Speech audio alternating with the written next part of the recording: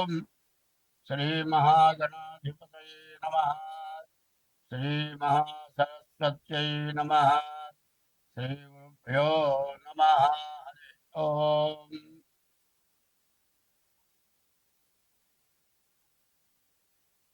వందే శంభుమాపతిం సురగురుం వందే జగత్కారణం వందే పన్నగభూషణం మృగధరం వందే పశూనాం పతిం వందే శౌర్యశశాంకవక్నినయనం వందే ముకుందప్రియం వందే భక్తజనాశ్రయం చ వరదం వందే శివం శంకరం. అసలైన విషయం చెప్పుకోవాలి. విష్ణుమూర్తి ఏమో సర్పం మీద పడుకున్నాడు. శివుడేమో సర్పాన్ని ఒక ఆభరణంగా ధరించాడు. మరి బ్రహ్మ విష్ణు మహేశ్వరులు దేవతలు వాళ్ళు సర్పాన్ని ఎంత గౌరవించారు. ఆయనేమో ఆభరణంగా ధరించారు, ఆయనేమో చెయ్యలుగా ధరించారు. మరి ఆ సర్పానికి ఎంత విలువ ఉంటే వాళ్ళు ఎట్లా చేశారు. మనమంతా కూడా ఈ సర్పాన్ని భయపడి దాన్ని చంపి దానివల్ల కాలసర్ప దోషాలు, కుజ దోషాలు ఇటువంటివి వచ్చి మనం అందరం బాధపడుతున్నాం. సర్పాన్ని చూస్తే మనకు భయం ఎక్కువ. ఎందుకంటే బ్రాహ్మణానం అనేకత్వం, బ్రాహ్మణులకి ఏకత్వం లేదు, చాలా పద్ధతిలో ఉంటారు. సర్పానామతి నిత్యయోహో, సర్పాలు 23 గంటలు నిద్రపోతాయి. 1 గంటలో వచ్చి ఆహారం ఎత్తుకొని తిని వెళ్ళి పడుకోవాలి. ఈ లోపల ఎవరినో అడ్డం వచ్చామనుకో పక్కకి తప్పించుకొని వెళ్ళిపోవటానికే చూస్తాయి. కానీ మనం ఏదైనా కొడదామనే పరిస్థితి వస్తే అప్పుడు కాటేస్తాయి. సర్పం స్వయంగా ఒకరిని కాటేయాలి, చంపాలనే ఉద్దేశం సర్పానికి ఎప్పుడూ లేదు. నేను అనుభవంగా చూశా. సర్పం కనపడగానే 2 చేతులు ఎత్తి దండం పెట్టి, కళ్ళు మూసుకొని దండం పెట్టి కళ్ళు తెరిచి చూసేటప్పుడు కదా సర్పం లేదు, వెళ్ళిపోయింది. అది మాయమైపోయిందో ఎట్లా పోయిందో అది దేవుడికే తెలియాలి. అంటే దాని దగ్గర మాయమైపోయే శక్తి కూడా ఉన్నదేమో అనుకుంటా. నాకు 2-3 సార్లు అట్లా జరిగింది. మరి ఆ సర్పం దేవతల సర్పాలు. సర్పాలు దేవుడి దగ్గర ఎప్పుడు ఉంటాయి. ఎవరైనా సరే పుణ్యం సంపాదించుకుంటే నీలో ఐక్యం చేసుకో, లేకపోతే నీ దగ్గర ఉండి నిన్ను పూజించేట్టుగా చేసుకో అని కోరుకుంటారు. అట్లాంటి దైవాన్ని దగ్గర ఉండేటువంటి కోరిక సర్పాలు కోరుకొని పూర్వపుణ్యం చేసుకోబట్టి అవి అట్లా ఉన్నాయి. ఎప్పుడు కూడా ధనం దగ్గర కూడా సర్పాలు ఉంటాయి. దేవుడికి ఒక ధనం పెట్టామనుకోండి, ఆ ధనం దగ్గర సర్పం ఉంటుంది. అట్లాగే ఎవరైనా డబ్బులు దాచిపెట్టారనుకోండి, ఒకప్పుడు బ్యాంకులు లేవు, దొంగలు వచ్చి దోచుకుపోయేవాళ్ళు, భూమిలో పాత పెట్టేవాళ్ళు. అటువంటి ధనం భూమిలో ఉన్న ధనం దగ్గర కూడా బాగుంటుంది. ఎవరైతే దాని అధికారులో దాన్ని తినేవాళ్ళో వాళ్ళు వచ్చి తీస్తే కానీ పక్కన తప్పుకోదు. ఇది నరసరావుపేటలో మా తాతగారి టైంలో జరిగింది. ఒక పెద్ద గంగాళ నిండా బంగారపు కాసులు ఉన్నాయి. కాసులుంటే అక్కడ అప్పటి 3 తరాలు అయిందిట. ఎవరు అక్కడ బంగారం బస్సును పాములు వేస్తుంది. దాన్ని వదిలిపెట్టి 3 తరాలు వాళ్ళు ఉంటున్నారు. 4వ తరంలో చిన్నపిల్లాడు వాడు పోయి అక్కడ పోయి డబ్బులు తీసుకుంటే పక్కన తప్పుకుంటా వాడు జేబులో వేసుకొని పోయి స్కూల్లో చదువుకుంటూ బయట పిల్లలు కొనుక్కుంటారు, జీడీలు పప్పు చెక్క ఇట్లాంటివి అమ్ముతారే, వాళ్ళకి కాసులు ఇచ్చి కొనుక్కునేవాళ్ళు. వాళ్ళు ఆనందంగా కాసులు తాగేసేవాళ్ళు. ఓ రోజు వాడు చొక్కా అది ఉతుకుతుంటే ఒక కాసు బయట పడదుగా. అదే నీకు ఎక్కడి నుంచి వచ్చింది అంటే దాంట్లో నుంచి తీసుకున్నాను. అమ్మ పాము కలుస్తుందంటే కలవదు చూడు నీకు ఎస్తాను పోయి తెచ్చాడు. దాని జోలి రాదా. అప్పుడు వాళ్ళంతా ఆ బంగారం అంతా పంచుకున్నారు. అట్లాగే దైవం ఎంత గొప్పవాడో అట్లాగే సర్పం కూడా అంత విశేషమైన గొప్పది. ఎట్లా అంటే మనిషి చచ్చిపోకుండా, ప్రాణం పోకుండా ఎన్నాళ్ళు గుట్టగుట్టలాడుతూ మంచంలో ఉండిపోయి నోట్లో పోస్తే గుట్టకేస్తాడు. ఇది కూడా మంచంలో వస్తుంటాడు. అటువంటి వాడికి పాము విషం పెడతారు మందుగా, అది పెడితే బతుకుతాడు. అట్లా చాలా జరుగుతున్నాయి. ఇప్పుడు చూడండి, ఎయిడ్స్ వ్యాధికి వచ్చేప్పటికల్లా పాము విషమే ఎయిడ్స్ వ్యాధికి వాడుతున్నారు.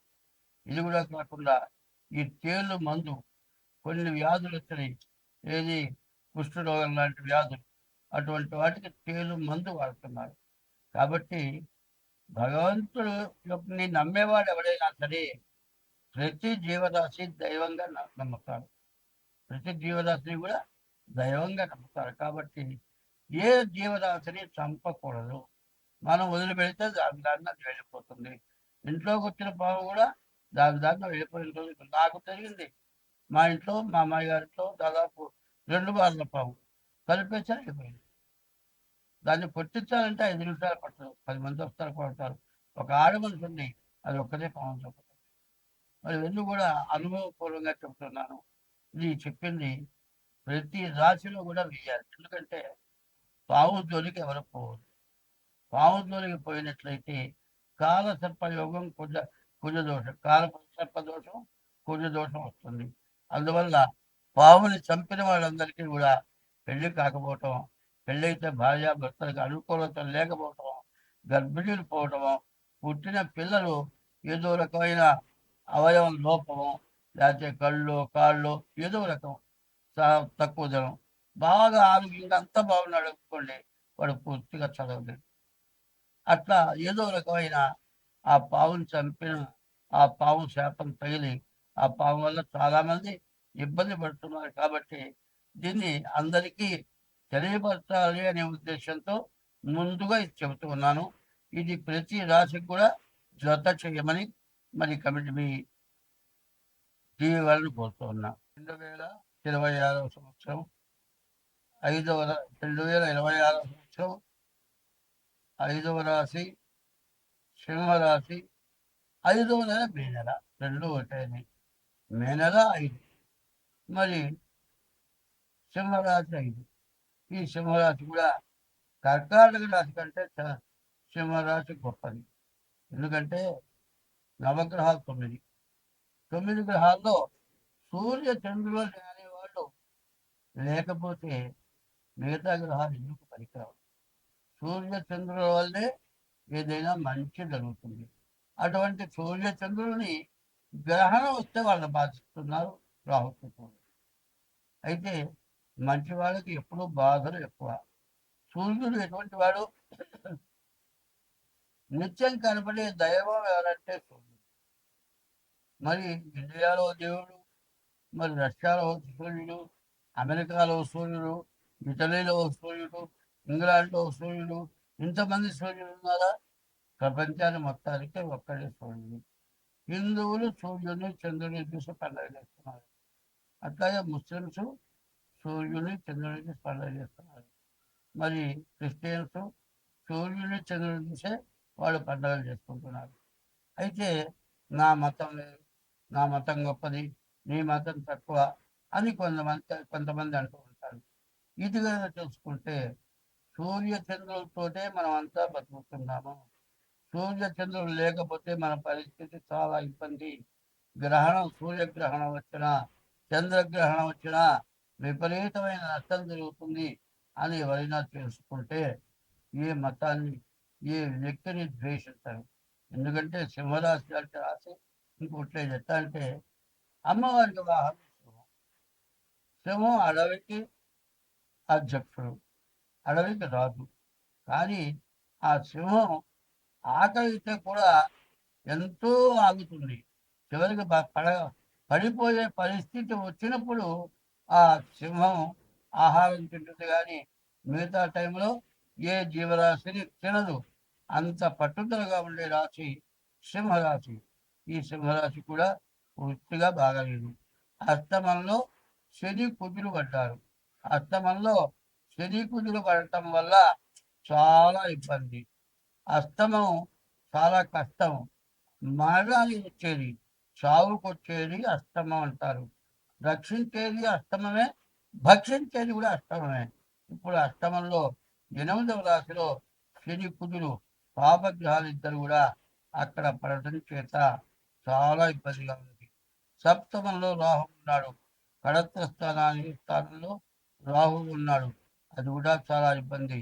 ఈ రాశి వాళ్ళకి శుక్రుడు గురువు తప్పితే ఏ గ్రహం కూడా బాగా లేవు.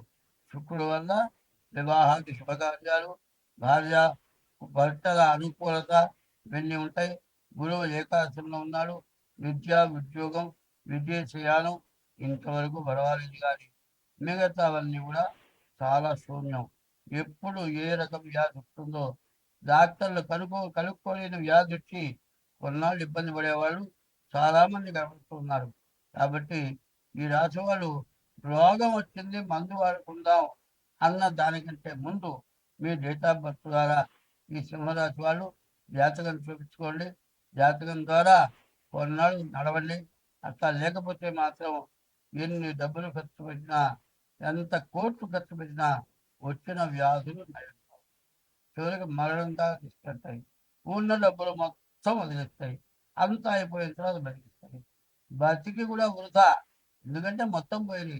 అడుక్కు తినాలి, అడుక్కు తిని బతకాలి. ఒంట్లో శక్తి లేదు, శక్తి నశించిపోయింది. ఎట్టా బతికించారు, బతికే బయటపడ్డాడు. బతికిన తర్వాత నడవలేడు, ఏ పని చేయలేడు, గట్టిగా గాలి పీల్చుకోలేడు, కూర్చున్న చోటు నుంచి లేవలేడు.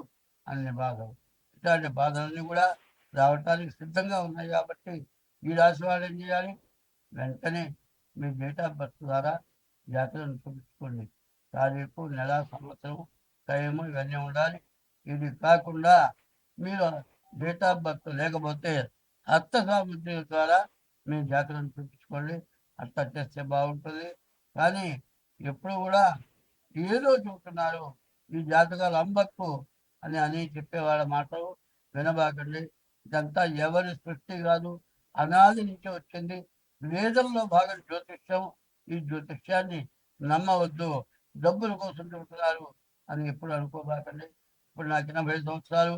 ఇన్ని సంవత్సరాలు దీని మీదే జీవితం మొత్తం ధారపోసా. దీన్నే చదివా. దీంట్లో మంచిదో తెలుసుకున్నా. అయితే తెలుసుకునేప్పటికీ నాకు మిగిలింది లేదు. కానీ మీకు చెలో మంచో చెప్పడం వరకే నా చేతనైంది. దీన్ని నమ్ముతారో నమ్మరో మీ ఇష్టం. తప్పనిసరిగా మీ డేట్ ఆఫ్ బర్త్ ద్వారా మీ జాతకాన్ని చూసుకుంటే ఎంతైనా మంచిది. స్వస్తి.